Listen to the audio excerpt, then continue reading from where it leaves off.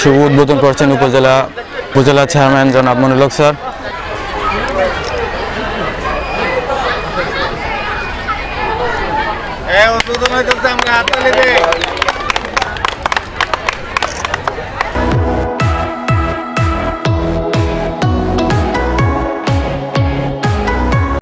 আমরা এখন সেকেন্দ্র আব্দুল উচ্চ বিদ্যালয়ে যে বিজ্ঞান যে মেলা তারা অংশগ্রহণ করছেন, তারা কোন কোন প্রজেক্টগুলো অংশগ্রহণ করছেন সে বিষয়ে জানবো, সে বিষয়ে পরিচিত হইব।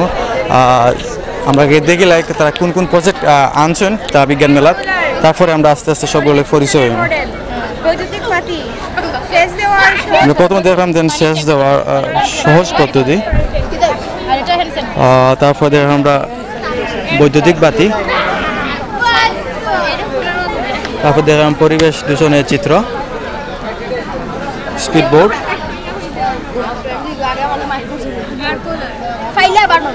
ভাগ্য পরীক্ষা ছবি হচ্ছে আমরা সব বিষয়ে পরিচয় মতো আমরা দেখিলাম, আমরা পরিচয় সেচের পাইপ নিয়ে সেচ সহজেই বাগানে দেওয়া যায়, তবে অল্প একটা পাম্পের কেনার প্রয়োজন হয় না, অল্প খরচে এবং অল্প সময় দেওয়া যায়। বৈদ্যুতিক বাতি এটা কাজ কি? চার্জ সঞ্চয় করে রাখে, চার্জ সঞ্চয় করে রাখার পরে যে কোনো সময় কারেন্ট চলে গেলে সেটা চালানো যায়।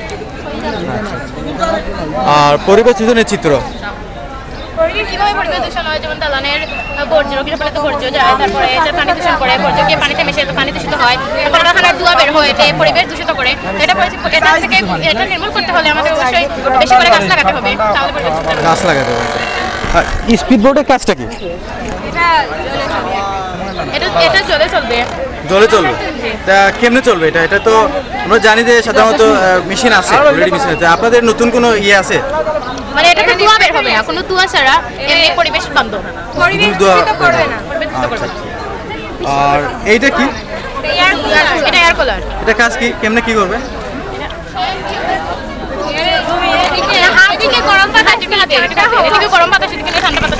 মানে এদিকে ঠান্ডা বাতাস আর গরম বাতাসটা উপরের দিকে, গরম বাতাস। এইটা কি? এটা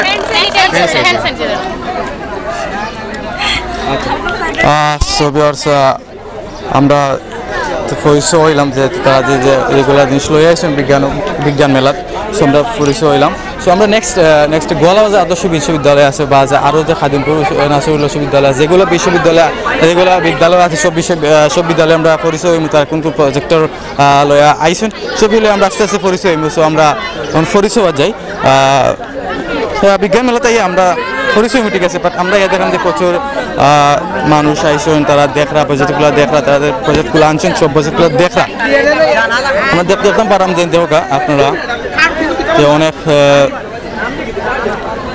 লোকজন সবই মাস্ক ব্যবহার করা, যেহেতু করোনা মহামারী চলে, সবর মাস্ক আছে।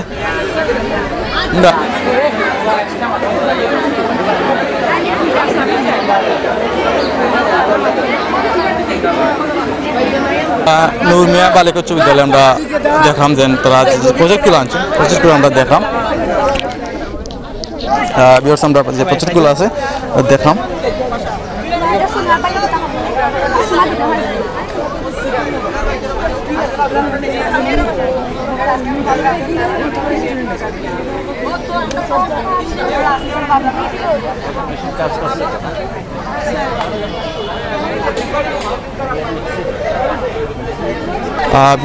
আমরা মোহাম্মদ নূর মিয়া বালিকা উচ্চ বিদ্যালয়ের যে প্রজেক্টটা আমরা প্রজেক্টের পরিচয় নাম জান প্রজেক্টর, আমরা যে প্রজেক্টর এটা প্রজেক্টের নামটা কি?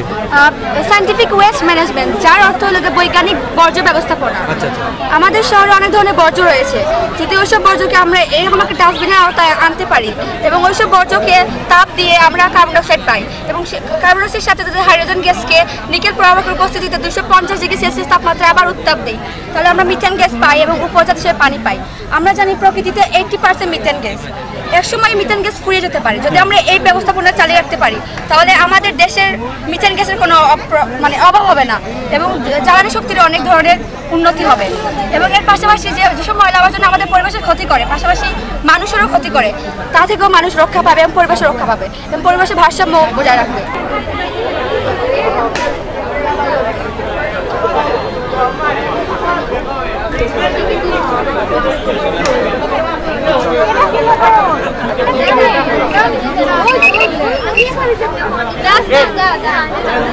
তোমাদের মধ্যে যেটা ইউনিক, যেটা তোমরা নতুন দেখাতে চাও, হ্যাঁ নিও, সেটা আমাদেরকে একটু দেখাও। কোনটা তোমরা নতুন ভাবে করছো, যে কোনো একটা দেখাও। তাহলে স্যার ইটের ভাটা। ইট ভাটা, হ্যাঁ দেখি ভাটা কিরকম। ম্যাম এখানে ইট ভাটা থেকে যে কার্বন ডাইঅক্সাইড নির্গত হচ্ছে, সেই কার্বন ডাইঅক্সাইডকে আমরা এখানে চুন আছে, চুনের সাথে বিক্রিয়া করে এখানে তৈরি হচ্ছে চুনা পাথর। আর এইখানে এই চুন আর কার্বন ডাইঅক্সাইডের একসাথে যে তাপ থেকে শক্তিতে রূপান্তর করে এটা বিদ্যুৎ শক্তিতে রূপান্তরিত হয়ে বিদ্যুৎ শক্তিতে আমরা রূপান্তরিত করতেছি। এটা একটা ভালো মানে এটার উপকারিতা কি, উপযোগিতাটা কি? এখান থেকে ম্যাম আমরা জানি যে ইট ভাটা থেকে যে কার্বন ডাইঅক্সাইড নির্গত হয়, এই কার্বন ডাইঅক্সাইড একটা বিষাক্ত পদার্থ।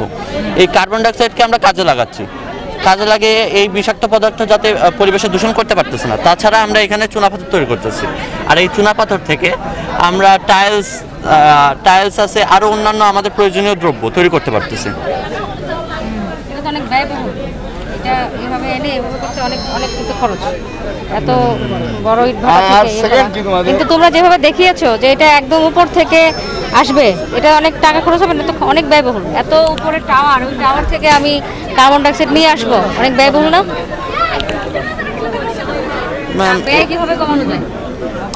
ব্যয় কমানো এটা নিয়ে এখন চিন্তা ভাবনা করছি না, আমরা এখন প্রাথমিক পর্যায়ে আছি। আমরা পরবর্তীতে এটা নিয়ে চিন্তা ভাবনা করব এবং পরবর্তীতে এটাকে এক্সপ্লেইন করার চেষ্টা করব। এটা কোন স্কুল? এটা গোলাবাজার আদর্শ হাই স্কুল। ইয়ে আছে এখানকার বিজ্ঞান টিচার আছে? ম্যাম স্যার একটু কাজের জন্য বাইরে গেছেন। আচ্ছা, বলে দিতাম যে ওরা পরবর্তীতে কি স্টেপ নেয় এটা আমরা একটু জানবো। এটা তোমাদেরকে টাস্ক দিয়ে দিলাম যে পরে তোমরা কি ধরনের ইমপ্রুভমেন্টের কথা চিন্তা করছো, ডেভেলপমেন্ট কিভাবে করতেছো, সেটা তোমরা আমাদেরকে জানাবো।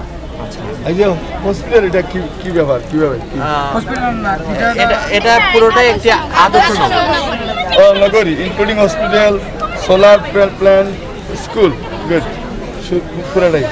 এটা আলাদা স্যার। না, এটা গ্রামে তো সোলার প্ল্যান্টও থাকলে, হ্যাঁ এটা সোলার প্ল্যান্ট থাকবে। ভালো প্রজেক্ট, ভালো চিন্তা ভাবনা, ভালো। এই নিয়ে ভালো। এটা কি, এই যে এটা টারবাইন?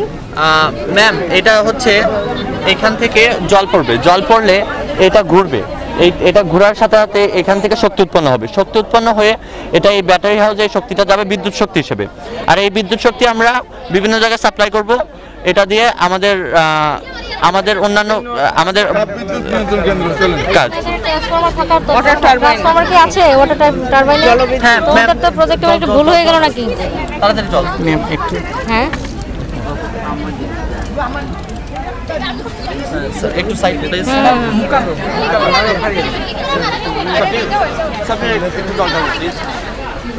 আচ্ছা আমি ডালতেছি। এটা ওই তো সামনে প্লিজ, ওইটা সাইডে। আচ্ছা তোমরা ঢালো, হ্যাঁ আমরা পরে দেখবো না, ঢালো। এটা কারেন্টের পিলার, বিদ্যুৎ খুঁটি। মডার্ন সিটি, তোমরা যে মডার্ন সিটি বলতেছো, মডার্ন সিটির থিমটা কি?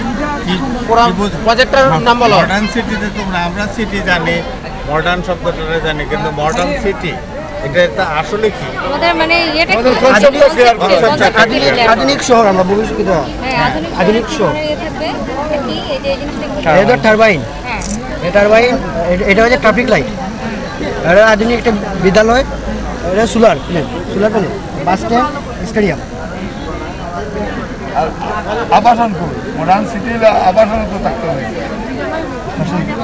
ঠিক আছে, না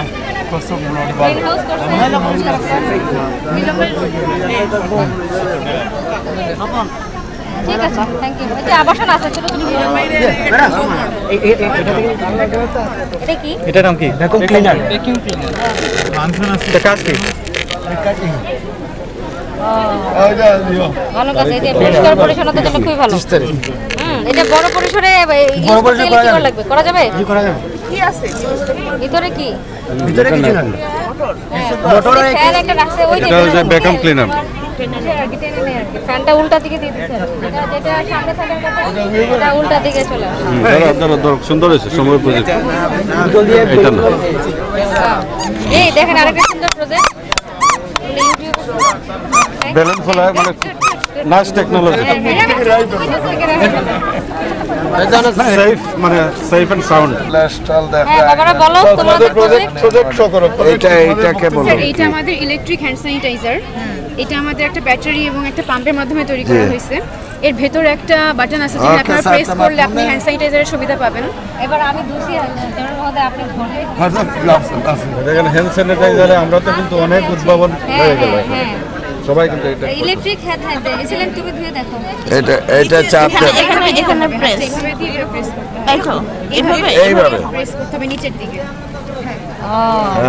কি আসলো হ্যাঁ হ্যান্ড স্যানিটাইজার হাতে আসছে আপনারা দেখতে পারেন এটা অনেকটা ইয়ে তো মানে এখানে চাপ দিলে ওইখান থেকে আসবে না এর চিন্তাটা ভালো এটা স্যানিটাইজার মানে কিছু কাজ খুব ভালো চিন্তা এরপরে এইটা সবচেয়ে ভালো চিন্তা এটা একটু আমাদেরকে বোঝাও এটা বুঝাইতে তো মা ভালো করে সায়েন্টিফিক ওয়েস্ট ম্যানেজমেন্ট যার এটা আমাদের বেশি দরকার হ্যাঁ এটা খুবই দরকার হলো গিয়ে বৈজ্ঞানিক বর্জ্য ব্যবস্থাপনা আমাদের শহরাঞ্চলে অনেক ধরনের বর্জ্য হয় আমরা যদি ওসব বর্জ্যকে একটা ডাস্টবিনের আওতায় আনতে পারি তারপরে এই বর্জ্য পদার্থকে উত্তাপ দিয়ে কার্বন ডাইঅক্সাইডে পরিণত করে কার্বন ডাইঅক্সাইডের সাথে হাইড্রোজেন গ্যাস ও নিকেল উৎপাদক প্রভাবক হিসেবে 250 ডিগ্রি সেলসিয়াস তাপমাত্রা দিয়ে উত্তাপ করে তাহলে আমরা মিথেন গ্যাস পাই এবং মিথেন গ্যাস পাই এবং এর সাথে উপাদান হিসেবে পানিও পাই মিথেন গ্যাসটা আমরা ফ্যামিলিতে সাপ্লাই দিতে পারি নাকি জ্বালানি বাসা বাড়িতে আমরা সাপ্লাই দিতে পারি আর পানিটা আমি ইউজ করলাম তাই না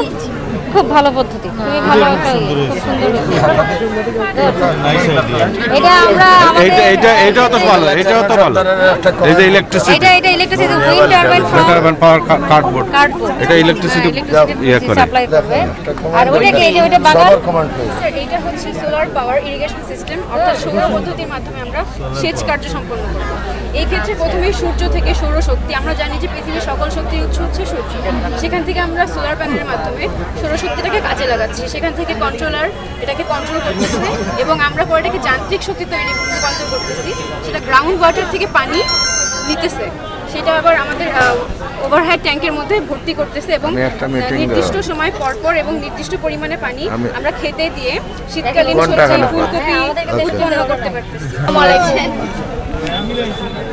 শিক্ষার্থীরা তোমরা জায়গা দাও তোমরা সদা ওখান থেকে এটা কোন স্কুল সপ্তাহ প্রজেক্টটা বলো বোঝাও এটা একটু বোঝাও এটা কি এটা হচ্ছে ইলেকট্রিক হার্টবিটের মাধ্যমে ইলেকট্রিসিটি উৎপন্ন এটা হচ্ছে সেন্সরটা আমাদের হার্টে লাগানো থাকবে হার্টে যে বিট হবে সেই সাউন্ডটা প্রডিউস হয়ে এটা অ্যাম্পলিফায়ারে যাবে অ্যাম্পলিফায়ার থেকে সেটা যে রেডিয়েশনটা বাড়িয়ে দেবে সেটা স্পিকারে যাবে স্পিকারে সেটা আপ অ্যান্ড ডাউন করবে এবং সেটা একটা প্রিজার্ভ ম্যাটেরিয়ালে থাকবে এবং সেটা একটা এই যে ব্যাটারিতে একটা স্টোরেবল ব্যাটারি থাকবে এটা শুধু স্টোর করার জন্য ব্যবহার করা হবে ওরে বাবা এটা মানে পুরো হাই থট স্টোর করার জন্য ব্যবহার বেশি হাই থট এটা ইমপ্লিমেন্ট করতে গেলে কি করা দরকার এটা যদি আমি ইমপ্লিমেন্ট করতে চাই আমি কি করতে পারি এটা আপনি মানুষের হার্টবিট থেকে যদি মানুষকে তো শোয়া রাখতে হবে বা একটা কিছুতে রাখতে হবে তাহলে মানুষ ছাড়া অন্য কিছু করা যায় না মানুষের হার্টবিট মূলত এটা মানুষের হার্টবিটের সংকেতটাকে প্রডিউস করার মাধ্যমে ইলেকট্রিসিটি উৎপন্ন হবে তারপর এটা কি সম্ভব এটা কি বাস্তবে ইমপ্লিমেন্ট করা সম্ভব এখন একজন মানুষ কি দিবে যে আমার হার্টবিটের আমি কোনো কাজকর্ম করব না বসে থাকবো আমার হার্টবিট থেকে হ্যাঁ সাউন্ডটা বিটটা হবে সেটাই পরে এটা এই বিদ্যুৎটা কি কাজে লাগবে সেটা যেমন ফ্যান চালানো লাইট জ্বালানো সব এই বিদ্যুৎটা সব জায়গাতে কাজে লাগানো এতে তারে মানুষকে দিলে অ্যাটাচ থাকবে অ্যাটাচ থাকবে তাহলে এটা কি সম্পূর্ণ কাজটা একটা স্টোর করা হবে ব্যাটারিতে ওই ব্যাটারি স্টোর করা শেষ হলে সংযোগটা বিচ্ছিন্ন করে দেওয়া হবে স্টোরটা আবার পরবর্তীতে ইলেকট্রিসিটির কাজে লাগানো মানে এটা কোন সময়টা সে এই বিদ্যুৎ উৎপাদন সে তো যখন মুভিং থাকবে তখন তো পারবে না প্রথম এটা যখন সেন্সরটা লাগানো থাকবে তখন তো না আমি তো বুঝলাম কিন্তু একটা মানুষ তো মুভিং মানে মুভিং এর উপর থাকে তাই না সে তো গাছ না যে এক জায়গায় দাঁড়ায় থাকবে তাই না সে তো মুভমেন্টের উপরে থাকবে বিচ্ছিন্ন থাকবে আগে সে থাকবে না শুধু এটা ওই যে মানে শুধু সেন্সরটা কাজ করবে তার সাথে তার সাথে এইগুলো কোনো কিছু সাথে থাকবে স্টোর করা যেটা থাকবে সেটাই আমরা কাজে লাগাবো তাই সেটা এখন তোমরা দেখাতে পারবে একটা বিদ্যুৎ করে হ্যাঁ দেখাইতে পারবে এটা তো শুধু একটা ডেমো আসল জিনিস আনতে হলে অনেক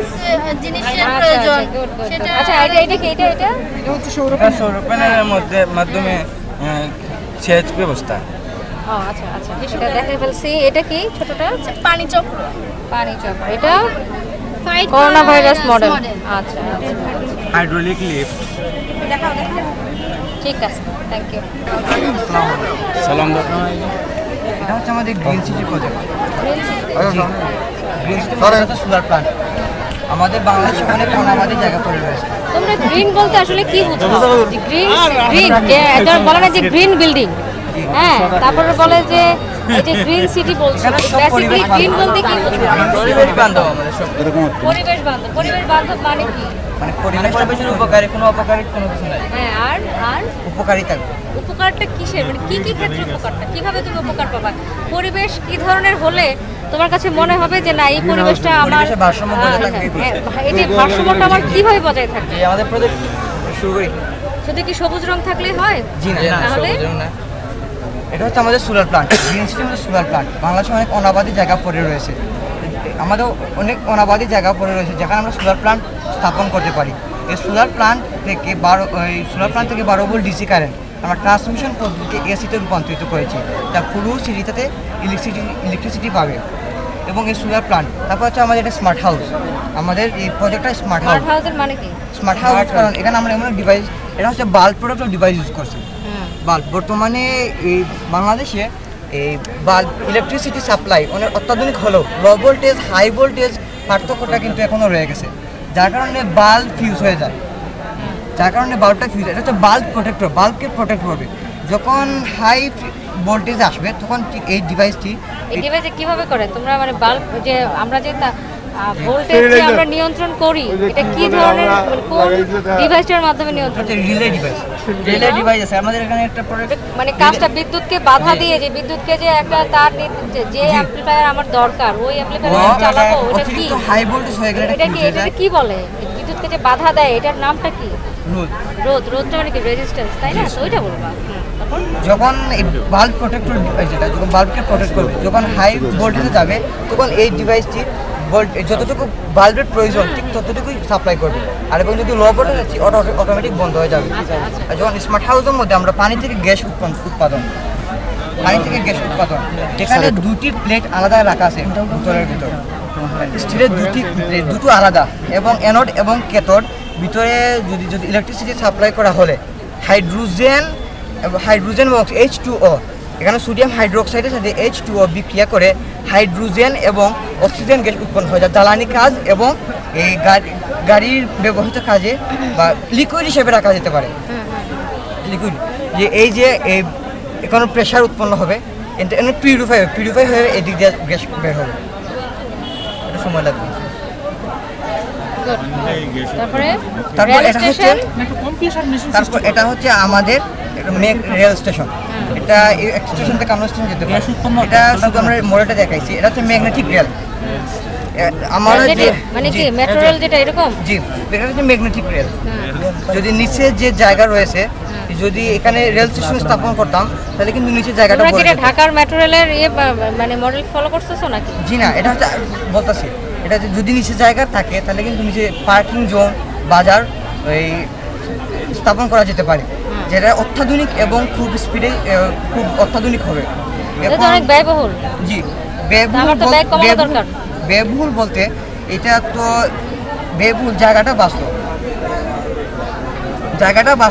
এবং তোমরা এটা করবা, টাকা খরচ কম করে কিভাবে আমি পরিবেশের উন্নয়ন করতে পারি, সাস্টেইনেবল ডেভেলপমেন্ট, তাই না? হ্যাঁ, আমাদের সকল অর্থ যদি আমি এক প্রজেক্টে শেষ করে ফেলে তাহলে বাকি প্রজেক্ট আমি করতে পারবো না। আর তুমি কিন্তু আমাকে গ্রিন সিটির এটা মানে সংজ্ঞাটা দিতে পারো নাই। গ্রিন সিটি এটা হচ্ছে রিসাইকেল বক্স। যখন আমাদের পুরো সিটি যদি ময়লা আবর্জনা, প্লাস্টিক, পলিথিন এগুলো যদি রাখে, মাটির উর্বরতা কমে যায়, তা গাছে বাড়তে কিন্তু অসুবিধা হয়। গ্রিন সিটি যদি প্লাস্টিকগুলো যদি এখানে রাখা হয়, প্লাস্টিক আবার রিসাইকেল করা হয়, এই প্লাস্টিক থেকে প্লাস্টিক আবার সাপ্লাই হয়। প্লাস্টিক পলিথিন এটা হচ্ছে জৈব, এটা থেকে আমরা বায়োগ্যাস উৎপন্ন করতে পারি। ঠিক আছে, থ্যাংক ইউ। আর এটা হচ্ছে আমাদের বাজার। এখানে বাজারে যে চুরি হয়, আমাদের ওসি সাহেবের মতে গলা বাজার 2 জন পাহারাদার, তাজপুরে 2 জন পাহারাদার এবং এই দয়ামিরে 1 জন পাহারাদার। এখন আমাদের তাজপুরে হচ্ছে 800টি দোকান রয়েছে, তখন 2 জনের পক্ষে অতটি দোকান পাহারা দেওয়া সম্ভব নয়, যার কারণ এই ডিভাইসটা আমরা তৈরি করেছি। আমরা এই ডিভাইসটি তৈরি করেছি। এই ডিভাইসটির কাজটি হলো এরকম, 360 ডিগ্রি অ্যাঙ্গেলে 22 ফুটের মধ্যে যদি কোনো মোশন ডিটেক্ট করে তাহলে এটা অ্যালার্ম বাজতে শুরু করে। কোনো মানুষের মোশন, তাই মানুষ সুইচে টিপ দেওয়া লাগলো, সুইচ টিপ না দিয়ে শুধু সেন্সরের মাধ্যমে সম্ভব না। আমরা যখন দোকানটা লাগিয়ে চলতেছে ওই সময় আমাদের ডিলে টাইম আছে 2 second, 3 second, 5 second, 5 minute, 10 minute এরকম করা যেতে পারে। এখন আমরা এখানে 5 ভোল্ট এর রেঞ্জও বাড়াই দিতে পারি। এটা তো হইতে হবে, অটো হইতে হবে তো। অটো মানে আর কি যখন না, তুমি তো সুইচটা টিপ দেওয়া লাগলো, অন অফ করা লাগলো, অন অফ ছাড়া আমি অটোটা বুঝাইতে হবে। এটা তো মানুষ ডিটেক্ট করে। এটা হচ্ছে রাত্রের জন্য। রাত্রে যখন একজন দোকানদার যখন চলে যাবে, যখন পাহারাটা যদি বনফুলের সামনে থেকে রিক্সাগুলো শপিং সিটির মধ্যে যদি চুরি হয় তাহলে কিন্তু উনি টের পাবে না। দোকানদার যদি এটা রেখে দেয়, কিন্তু রাত্রে কিন্তু চোর ডাকাত আসবে, যাওয়ার সময় চোর ডাকাত আসবে, সুইচটা অন করে যাবে। যখন ওরা আসবে ঠিক করে স্ক্যান করবো, তখন পাহারাটা শুনতে পাবে তখন কিছু হচ্ছে, তখন উনি আসবেন, এখানে আসবেন, ওই ঘটনাস্থলে উনি আসবেন। ঠিক আছে, ক্লিয়ার হলো ম্যাডাম। গ্রাউন্ড ফ্রিকোয়েন্সি এটা হচ্ছে আমাদের স্মার্ট সেন্সর রুট। এটা হচ্ছে আমাদের স্মার্ট সেন্সর রুট। বর্তমানে যে স্ট্রিট লাইটগুলো আছে অনেক বিদ্যুৎ কিন্তু অপচয় হচ্ছে। এটা হচ্ছে যখন গাড়ি নির্দিষ্ট দূরত্ব 20 ফুট এরকম দূরে থাকবে তখন বাল্বটি অটোমেটিক জ্বলে উঠবে, তখন ডিলে টাইম থাকবে। যদি এখন একটি গাড়ি গেল, দুটি গাড়ি গেল, তারপর জ্বলবে, নিভবে, ফিউজ হয়ে যেতে পারে। ডিলে টাইম থাকবে 2 থেকে 3 মিনিট, 2 থেকে 3 মিনিট থাকবে, তখন 2 থেকে 3 মিনিট পর অটোমেটিক অফ হয়ে যাবে, তখন আবার গাড়ি আসবে ঠিক অটোমেটিক অন হয়ে যাবে। মানে এটা এমনি এটা বন্ধ থাকবে। এটা চুরি ডাকাতি হবে। জি, চুরি আসবে না যখন অন্ধকার থাকবে। এটা তো আমার রেগুলার লাইট দরকার। রেগুলার লাইট বলতে এগুলো তো আমি রাস্তা হাইওয়ে বাকি যে গ্রাম অঞ্চল যে পয়েন্টগুলো এটা তার এটা বলছি, এটা তো শুধু রাস্তা গাড়িগুলো হাইওয়ে। জি, এটাই। আর এটা হচ্ছে ভূমিকম্প। আমরা যে অনেকে মোবাইল ব্যবহার করি, কিন্তু যে সতর্কবাণীগুলো আছে স্যার, আমরা যে ভূমিকম্প এগুলো হয় আমরা কিন্তু মোবাইল দেখি, কিন্তু সতর্কবাণীগুলো কিন্তু দেখতে ভুলে যাই, যার কারণে ভূমিকম্প হয় টের পাই, অনেকে টের পায় কিন্তু অধিকাংশ লোকই টের পায় না, যার কারণে এটি যখন ভূমিকম্প হবে তখন এটা কাঁপতে থাকবে, তখন এটা অ্যালার্ম বাজবে এবং সচেতন করবে যে এখানে ভূমিকম্প হচ্ছে বর্তমানে। এখন যদি কিছুটা না হলে ওরা সচেতন হবে। না, তোমাদের কাজগুলো ভালো, প্রত্যেকটা চিন্তাই ভালো। স্মার্ট হাউস, জি স্মার্ট হাউস। এটা হচ্ছে বাল্ব, এর মধ্যে বাল্ব প্রোটেক্টর ডিভাইস থাকবে, যেটা কি বাল্ব প্রোটেক্ট করবে। বাংলাদেশে অত্যাধুনিক সিস্টেম হলো কিন্তু হাই ভোল্টেজ লো ভোল্টেজটা রয়ে গেছে, যার কারণে বাল্বটি ফিউজ হয়ে যায়। আমরা আগে দেখছিলাম যে লাল বাল্ব ছিল, যখন লো ভোল্টেজ আসতো আলোটা কমে যেত, তাই আমরা যখন হাই ভোল্টেজ আসবে তখন এটা সমান করে দেবে, যখন লো এটা অটোমেটিক বন্ধ হয়ে যাবে। তারপর এটা হ্যান্ড স্যানিটাইজার, ভোল্টেজ প্রোটেক্টর। এটা কোনো হাতে স্পর্শ ছাড়াই নষ্ট হয়ে যায়, হাই ভোল্টেজ থেকে লো ভোল্টেজ ওটাকে কন্ট্রোল করা যায়, ওটা কন্ট্রোল করা যায়। হ্যান্ড স্যানিটাইজার, এটা হ্যান্ড স্যানিটাইজার আমরা এখন হাতে স্পর্শ ছাড়াই, আর এদিক দিয়ে হাতের স্পর্শ ছাড়া পা দিয়ে পুশ করব, এদিক দিয়ে আমাদের হ্যান্ড স্যানিটাইজার। কারণ হাত দিয়ে যদি বারবার ধুবো কোথায়, পানি কই, পানিটা ভিজাই কোথায় চাইলে দেখাইতে পারি। আচ্ছা ঠিক আছে, দেখানো যাবে না, আমরা দেখেছি এটা। ওয়ালাইকুম সালাম। কি তোমাদের কি প্রজেক্ট? খুবই অল্প সময় কাজ করছে। হ্যাঁ, কিভাবে দেখাচ্ছ? যে আমরা কোভিড-19 যে ঘটনা আছে সেটা দেখতে পাই যে এটা একটা ফ্যাটি অ্যাসিড ও অ্যামিনো অ্যাসিডের মিশ্রণ। এটা একটি ফ্যাটি অ্যাসিড ও অ্যামিনো অ্যাসিডের জটিল যৌগ। তো আমরা যখন দেখি এটা পরিবেশে মুক্তভাবে অবস্থান করছে তখন সেটি অবশ্য ক্ষতিকর নয়, বাট যখন এটা মানবদেহের ভিতরে ঢুকে যায় তখন সেটা বিভিন্নভাবে বংশ বিস্তার করে মানবদেহের বিভিন্ন অংশকে সেটা ক্ষতিগ্রস্ত করছে। আমরা পরীক্ষা থেকে দেখতে পাচ্ছি যে কোভিড-19 পিএইচ মান হচ্ছে 5.5 to 8.5। এখন আমরা সেই সকল খাবারকেই এখানে উপস্থাপন করছি যেগুলো এই পিএইচ মানটাকে নিয়ন্ত্রণ করতে পারে, বা যেগুলো এই পিএইচ মানের কাছাকাছি যে খাবারগুলোর পিএইচ মান যেটা খেলে আমরা সাধারণত কোভিড-19কে নিয়ন্ত্রণ করতে পারি, সেই খাবারগুলো কীভাবে আমরা খাবো বা সেগুলোর পিএইচ কত, কোনটা খেলে কীরকম হবে, সেগুলাই আমাদের প্রজেক্টে আমরা উপস্থাপন করছি। এবং কীভাবে রাস্তায় লকডাউনের সময় চলাচল করতে হয়েছে, আমরা কীভাবে চলাচল করেছিলাম এবং কীভাবে আমরা মাস্ক ইউজ করে প্রতিনিয়ত চলাচল করতে হবে সেটাই আমরা এই প্রজেক্টের মাধ্যমে উপস্থাপন করছি। ধন্যবাদ।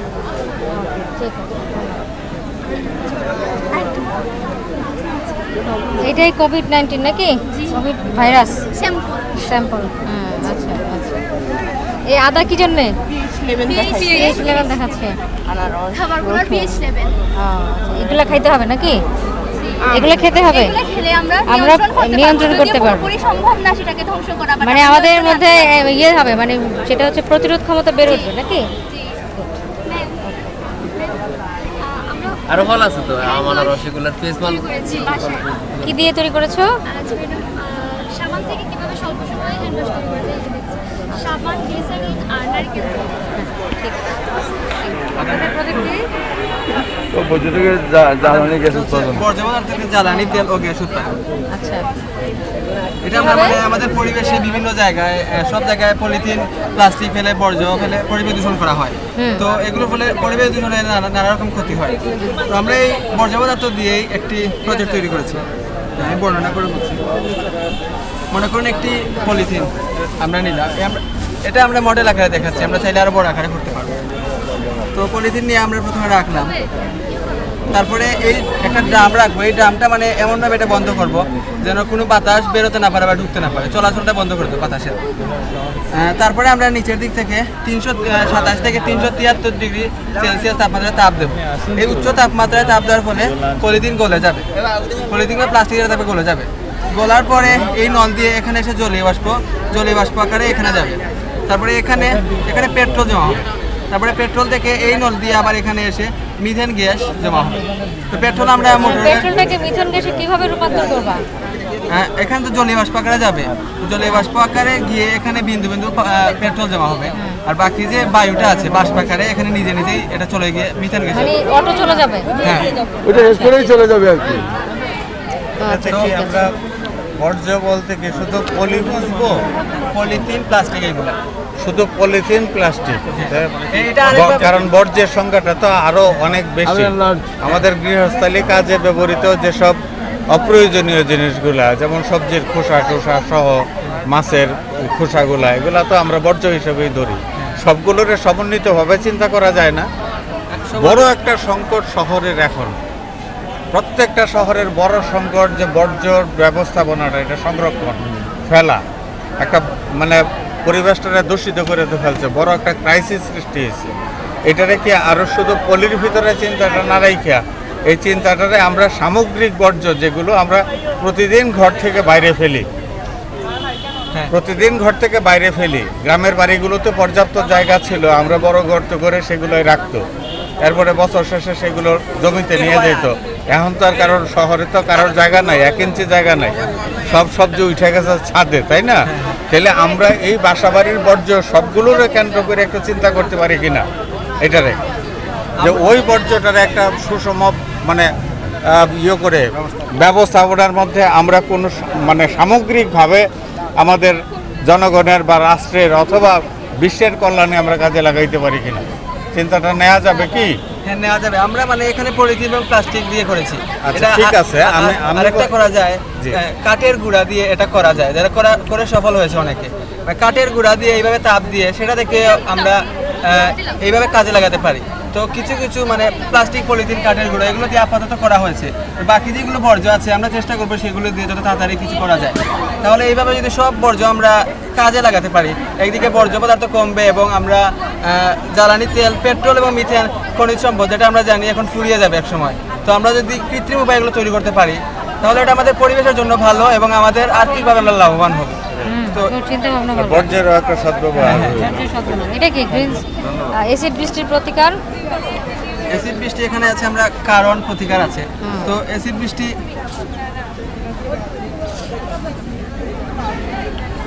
মানে অ্যাসিড বৃষ্টি মনে করুন ধোঁয়া কালো ধোঁয়া ইটের ভাটা ইন্ডাস্ট্রি এগুলোতে কালো ধোঁয়া বের হয় তো কালো ধোঁয়া বের হওয়ার পরে মানে বাতাসের মধ্যে যে কালো ধোঁয়া যেটা প্রথমত যেটা সমস্যা সৃষ্টি করে বাতাসের মধ্যে মানুষের চলাফেরায় শ্বাস প্রশ্বাসে বাতাসটা মিশে অনেক ধরনের রোগ সৃষ্টি হয় তো শুধুমাত্র মানুষেরই নয় আমরা পুকুরে দেখা যায় যে মাছের ক্ষতি হয় এই গ্যাসের জন্য তাছাড়া গাছপালা মরে যায় তো এই সবগুলো তৈরি হয়েছে কালো ধোঁয়া গাড়ির কালো ধোঁয়া ইন্ডাস্ট্রি ইটের ভাটা এগুলো কালো ধোঁয়া তো এগুলো অপসারণ করার জন্য আমরা এটা তৈরি করেছি তো প্রতিকার হিসেবে আমরা যেটা করতে পারি আমরা গাছ লাগাতে পারি কারণ গাছ লাগিয়ে পরিবেশ বাঁচানোর এটা যে আছে সবুজ গাছ লাগালে অক্সিজেন বাড়বে এবং কার্বন ডাই অক্সাইড কমাতে পারি ঠিক আছে, থ্যাংক ইউ।